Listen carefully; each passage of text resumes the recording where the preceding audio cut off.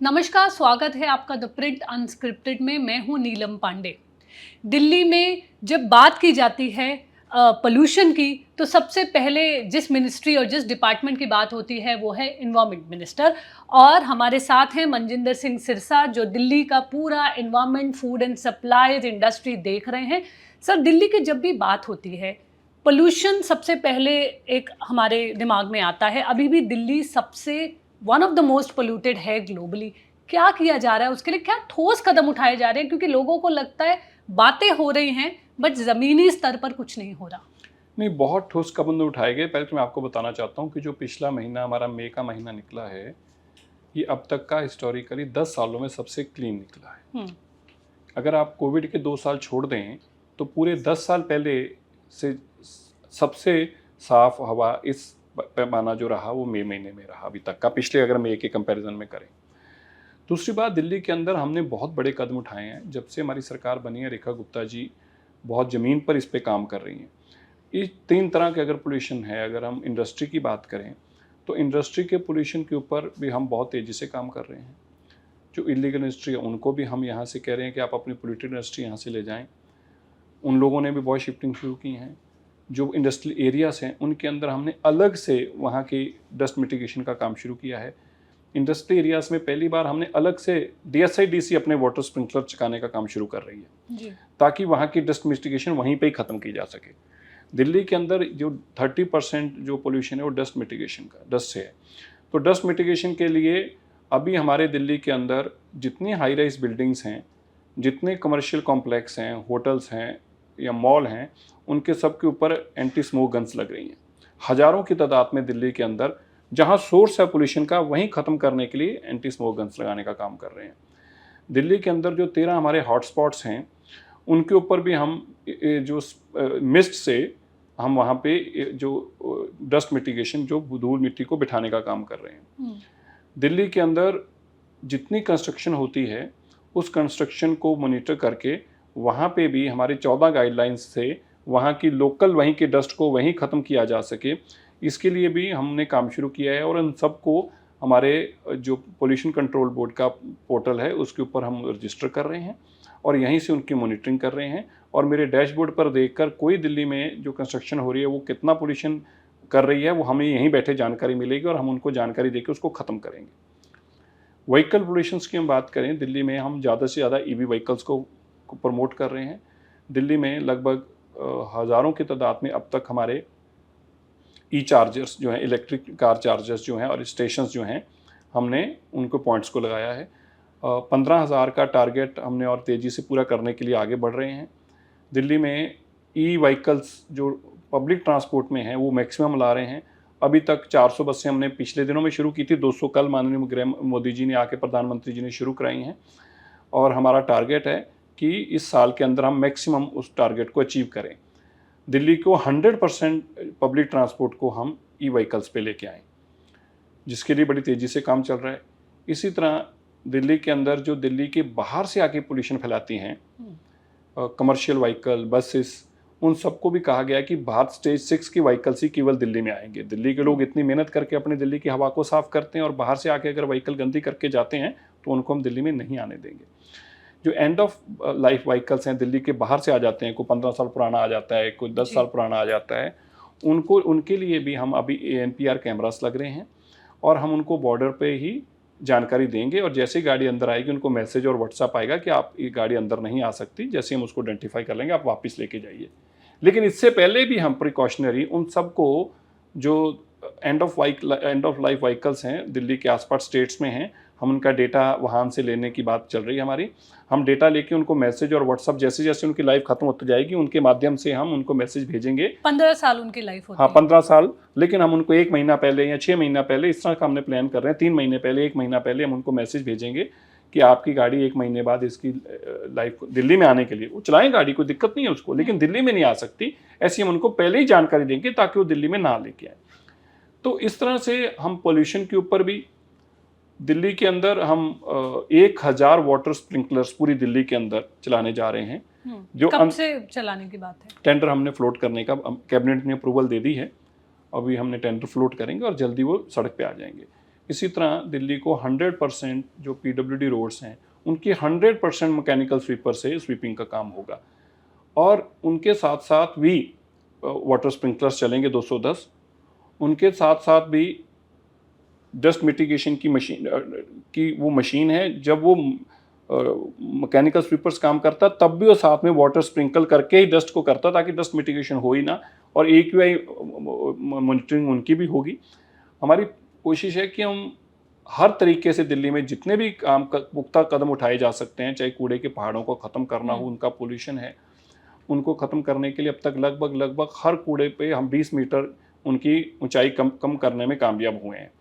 हजारों लाखों टन कूड़ा जो है, हम मेट्रिक टन कूड़ा उसको प्रोसेस करके फ्यूल के अंदर और इंगट्स के अंदर उसका हार्ड मटेरियल बनाकर हम दिल्ली के कूड़े को साफ करने में कामयाब हुए हैं। तो इस तरह से ये बहुत तेज़ी से हमारे काम चल रहे हैं। जी, आपने भारत स्टेज 6 की बात की कि दिसंबर के बाद वो व्हीकल्स अलाउड नहीं होंगे। ये कमर्शियल व्हीकल्स की आप बात करें, प्राइवेट तो अलाउड होंगे। कमर्शियल बसेस नहीं, प्राइवेट की तो एज ही है ना 10 साल और 15 साल, उसको तो कैसे होगा, तो उनकी जो एज है वो चलेंगे।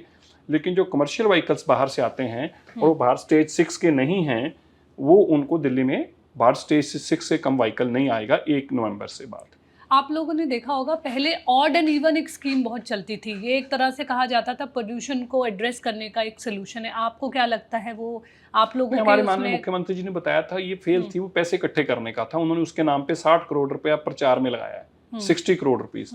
अब 60 करोड़ रुपया उसमें से पता नहीं कितने खा गए, क्या क्या कर गए, तो पर्पस पैसे खाने का था। ऑड इवन तो लोगों की स्कीम है, मान लीजिए कि जरूरत भी पड़ेगी तो उसमें प्रचार करने की क्या जरूरत थी 60 करोड़ की, उसके बजाय 60 करोड़ सड़कों पे लगाया होता तो धूल मिट्टी ना उड़ती, तो वैसे ही कम हो जाता। तो इसलिए ये सिर्फ नौटंकी थी पुरानी सरकारों की।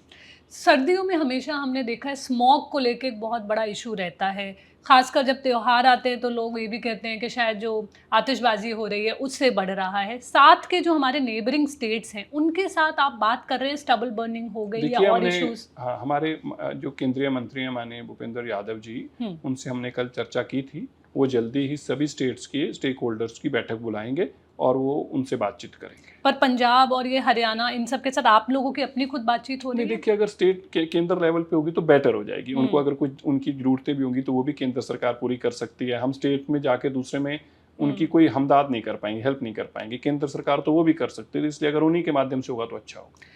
ग्रैब की अगर हम बात करें, जो कि जब भी पोल्यूशन ज़्यादा बढ़ता है तो स्टेजेस हैं उसके, जिस तरह से उसको इम्प्लीमेंट किया जाता है, क्या वो रहेगी प्रक्रिया या कि उसमें कुछ सुधार कर रहे हैं? उसमें भी सुधार करने के लिए हम मीटिंग कर रहे हैं, तो CQM से भी हम बातचीत कर रहे हैं। एक बार हम उनसे मीटिंग करेंगे तब हम इस पर कोई भी निर्णय ले पाएंगे। हमारा मानना है कि जो ग्रैब की रिस्ट्रिक्शंस हैं उनको भी एक ही दिन में लागू नहीं करना चाहिए, उनका भी इंतजार करना चाहिए। मान लीजिए अगर एक दिन किसी कारण से तूफान आने से या कहीं से अगर AQI बढ़ रहा है, हम उस दिन ग्रैप लगाएं, वो लॉजिक नहीं है। उससे वो भी कई बार होता था दिन में लगा दिया ग्रैप, सुबह निकले जो लोग, उनका नहीं है वो हम उस पर चर्चा करेंगे। अभी हम इसको रिफॉर्म्स लाने के लिए अभी बात करेंगे। लैंडफिल साइट आपने अभी उसके बारे में जिक्र किया, लेकिन लैंडफिल साइट का जो ये मुद्दा है बहुत ही सालों से है, चाहे वो लेगेसी कूड़ा है जी, तो उसके लिए क्या ठोस कदम क्या है? जैसे आप कह रहे हैं कि ये कोई ऐसी चीज तो है नहीं कि जादू की छड़ी घुमाई और ठीक हो गया। देखिए, ऐसा नहीं हमने करा है। और देखिए, इसमें दो ही तरीके हैं ना। एक तो लेगेसी जो आपका कूड़ा है उसको आप प्रोसेस करके यहाँ से हटाएं, और जो नया आ रहा है उसको साथ के साथ प्रोसेस करके। तो अभी हमारा 11,000 मेट्रिक टन कूड़ा आता है, लगभग 7,500 मेट्रिक टन कूड़ा हम प्रोसेस करते हैं। अभी भी 3,500 से 4,000 मेट्रिक टन कूड़ा रोज लैंडफिल्स पे जा रहा है, जो कि लेगेसी बन जाएगा। तो अभी जो पुराना कूड़ा हम उसको भी उठाने का काम कर रहे हैं और नया भी जमा होता जा रहा है। पुराने कूड़े में भी हम 50-60 लाख मेट्रिक टन कूड़ा अब तक हटा चुके हैं। बहुत नंबर होता है, बड़ा। इस कूड़े को हमने प्रोसेस किया, इसमें से जो हार्ड मटेरियल निकला उसको कंस्ट्रक्शन साइट्स में इस्तेमाल किया, NHI ने यूज़ किया। इसमें से जो फ्यूल, इसका हमने एक फ्यूल बनाया, बायोफ्यूल। वो फ्यूल जो था, फ्यूल इंडस्ट्रीज़ के जो बड़ी इंडस्ट्रीज हैं उन्होंने हमसे लिया। हमने उस सारे का सारा 50-60 लाख मेट्रिक टन कूड़े को कहीं और नहीं फेंका जाके, हमने उसको खत्म करने का काम किया। ये अपने आप में एक बहुत बड़ा चैलेंज है जो हमने करके किया है। हमें यकीन है कि देखिए 2028 तक हम लेगेसी सारा पूरा हटाने में कामयाब हो जाएंगे। थोड़ा बहुत कूड़ा रह जाएगा क्योंकि साथ साथ में भी आ रहा है, लेकिन मेजरली जो आपको कूड़े के पहाड़ दिखते हैं वो बंद हो जाएंगे। आज भी हम ओखला में जाके प्लांटेशन करेंगे। हम जो एरिया हम साफ करने में कामयाब हुए हैं हमने थोड़े दिन पहले भी बलसवा में जाके की थी 25 एकड़, वहाँ भी हमने क्लीन कर लिया है। तो इसने हमारी एरिया बहुत जो है वापस रिस्टोर कर रहे हैं। तो ये प्रॉमिस है कि पहाड़ नहीं दिखेंगे 28 मतलब के ही नहीं बाद? जी, मैं तो लोगों को कहता हूँ जैसे डायनासोर नहीं दिखते आपको उसको देखने के लिए फोटो में देख सकते हो, ऐसे खींच के रख लो फोटो में, ये दोबारा दिखेंगे नहीं, फोटो में चलिए, दिखेंगे हम नहीं। आपसे पूछेंगे फिर इसके हाँ, बारे में। बिल्कुल, हम तो बड़ा दम से कह रहे हैं। जी, क्लीनिंग जो एक यमुना क्लीनिंग का पूरा एक जो था, आप लोगों के मैनिफेस्टो में भी काफ़ी इसके बारे में जिक्र हुआ था, जो वेस्ट डंपिंग है जो अभी भी यमुना में होती थी, उसको रोकने के लिए क्या कर रहे हैं और कब हम एक साफ यमुना देखेंगे? दिल्ली वाले इसके बारे में सुन रहे हैं। इसमें टाइम लगेगा, हाँ। लेकिन इस पे बहुत बड़े स्तर पर काम चल रहा है। इसमें 3-4 काम हैं। एक तो इसमें जो नाले गिरते हैं आके सूवेज के, उनको रोकना है, उनको टैपिंग का काम शुरू करने जा रहे हैं। उनको कच्चा सीवेज एज इट इज़ जो डल जाता है उसको प्रोसेस करके जो एसटीपी के माध्यम से पानी साफ करके डाला जाए, उस पर काम कर रहे हैं। इसके अंदर बहुत सारा लोग कूड़ा करकट आके डालते हैं, उसके ऊपर पिछली बार भी एलजी साहब ने बड़ा अच्छा काम शुरू किया था, लेकिन इन्होंने खराब करके कोर्ट से स्टे ले लिया। पहली बात होगी कोई सरकार जाके कोर्ट से स्टे लेके आई है, क्या स्टे लेके आई कि एलजी काम कर रहा है, इसको मत रोक करने दो, बताइए यार।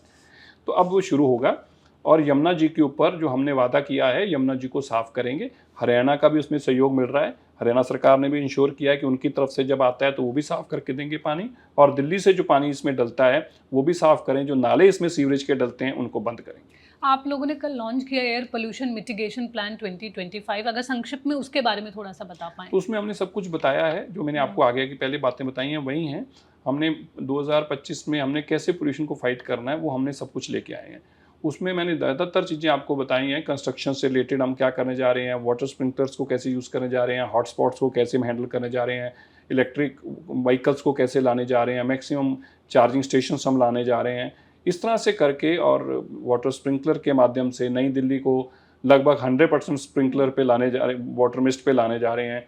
और ये सारे का सारा जो अपना ब्राउन एरिया है इसको हम ख़त्म करने जा रहे हैं। ब्राउन एरिया के ऊपर डस्ट ना उड़े, तो नई दिल्ली में तो हम बहुत जल्दी ख़त्म कर देंगे, बाकी पूरी दिल्ली पे हमारा काम चल रहा है। सर, आप लोगों की सरकार को 100 दिन पूरे हो गए हैं, काफ़ी कुछ अचीवमेंट्स हैं जिसके बारे में बात की जा रही है, लेकिन एक चीज़ जो काफ़ी ऑपोजिशन भी रेस कर रही है और शायद लोगों की तरफ से भी आ रहा है कि जो 2500 रुपये मिलने थे महिलाओं को, उसके ऊपर क्या हुआ है? पहले कहा गया था कमेटी बैठेगी, वो करेगी, तो अभी उसका क्या स्टेटस है? कमेटी काम कर रही है उस पर। ये ऑपोजिशन की मैं बात समझ नहीं पाया। अरे तुम झूठे बेईमान लोग थे, तुमने 1000 रुपया कहा वो नहीं दिया, लोकसभा से लेके विधानसभा आ गई। पंजाब में तुमने कहा देंगे 1000 रुपया, वहां 5 साल में नहीं दिया, 4 साल पूरे होने को आ गए हैं। यार तुम झूठे बेईमान लोग हमसे सवाल पूछोगे? मतलब पंजाबी जी कहते छाजते बोले तो छानने भी बोलोगे, मतलब ये भी बोलेंगे अब। दूसरी बात है, हमारी कमिटमेंट इनसे नहीं है, इनको पैसे नहीं देने 2500 हमने विपक्ष को। हमारी कमिटमेंट अपनी बहनों के साथ है, उनके खाते में आएंगे। हमने 5100 करोड़ रुपया, 5100 करोड़ रुपया अपने बजट में इसी के लिए रखा हुआ है। तो जल्द हम उस पर कुछ देखेंगे। जल्दी। आपने देखा होगा कि अरविंद केजरीवाल हो गए या फिर उनके कैबिनेट जो पहले कॉलीग्स होते थे, फॉर्मर मनीष सिसोदिया जी हो गए, सत्येंद्र जैन हो गए, ये सब लोग एक तरह से पंजाब में अब बैठ के काम कर रहे हैं। कोई कह रहा है कि गवर्नमेंट ही वही लोग रन कर रहे हैं, कोई नहीं कह रहा, यही सच है। हाँ। यही सच है। भगवंत मान जी तो पहले भी नहीं रन करते थे, लेकिन अब तो फिजिकली सामने बैठकर रन कर रहे हैं। मनीष सिसोदिया जी ने बैठक ली, कैबिनेट की बैठक मनीष सिसोदिया ने ली। एक हारा हुआ एमएलए जिसके पास कोई कॉन्स्टिट्यूशनल अधिकार ही नहीं है, एमएलए की मीटिंग में बैठने का भी नहीं है, वो कैबिनेट के अंदर बैठ रहा है। एमएलए को जाके पंजाब भवन में सीएम की कुर्सी पे बैठ के फैसले ले रहे हैं। ये लुटेरे थे, इनकी दिल्ली में दुकान जैसे ही बंद हुई, ये बिना पैसे के नहीं रह सकते। मैंने पहले भी कहा था, अरविंद केजरीवाल जी बिना सत्ते का नहीं रह सकते, जैसे मछली बिना पानी के नहीं रह सकती, अरविंद केजरीवाल जी सत्ता के बिना नहीं रह सकते। उसी दिन भाग गए हैं दिल्ली छोड़कर। मतलब कोई आदमी एक आधा दिन तो रुकता ही है कि यार दिल्ली के लोगों ने ऐसा मत करो, 10 साल राज किया है, ये क्या कहेंगे, वो कोई परवाह नहीं है, अगर कुछ भी बोले, मैं नहीं राज के बिना रह सकता। अगले दिन ही भाग गए दिल्ली छोड़कर पंजाब। भगौड़ा देखो आप, तो दिल्ली का आज दिल्ली छोड़कर पंजाब को लूट रहे हैं दोनों हाथों से।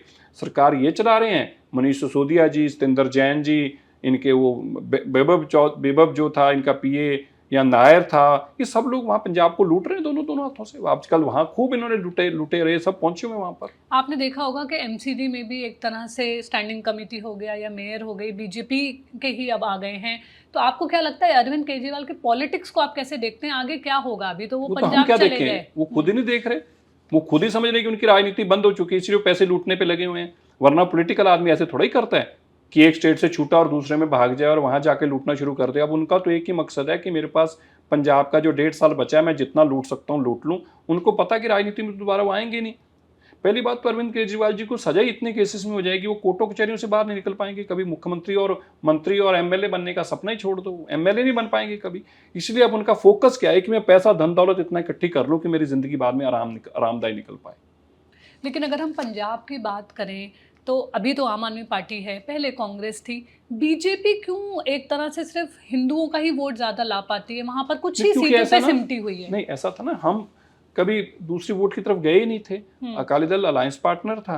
अकाली दल जो था वो देहात की वोट और सिख वोट लाता था, बीजेपी नॉन सिख वोट लाती पर थी। उस बात को भी तो कुछ हो गया समय जब आप नहीं, लोग कहाँ हुआ, हमने एक ही तो चुनाव लड़ा बस, पहले चुनाव लड़ा था। पहले चुनाव में हमें 3 सीटें आई, आगे लोकसभा आ गई।